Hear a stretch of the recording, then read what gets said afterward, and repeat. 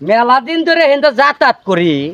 এখানে একটা নতুন স্মার্ট রেস্টুরেন্ট হোটেল, এই খামু যে আল্লাহ, এই সময় পাই না। আজকে আইটাই যাইতেছি, দেখলাম তাহলে এলা এই হোটেল এলা খাই, দেখি কেবা পাক শাক কেবা চাই দি।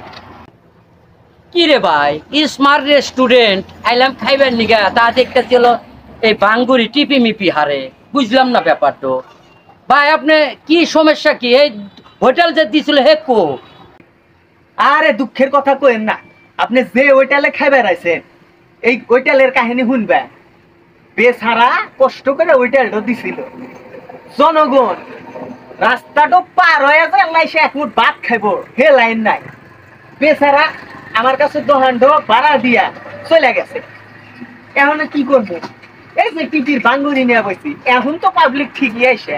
আর বেচারা রেস্টুরেন্ট, স্মার্ট রেস্টুরেন্ট দিছিল, পাবলিক আসে না। পাবলিক খালি যায় ওই যে কাঠের। কোন কি আমি এখানটা যাতায়াত করি যে আমার আল্লাহ শখ এই স্মার্ট রেস্টুরেন্টে আমি একদিন খামু, এই মনে করে কিন্তু আইসি। কিন্তু আইসারে দেখতেছে আপনার যে কাহিনী শোনাইলেন, আসলে একটা দুঃখের বিষয় যে মানুষ এত আলসে হয়ে গেছে গা। আল্লাহ রাস্তা পার হয়ে যায় সে খাইবো, তা খায় না। খায় কোনে?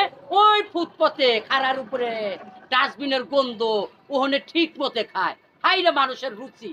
থাকেন, ভালো থাকেন, সুস্থ থাকেন। আসি ভাই, হ্যাঁ।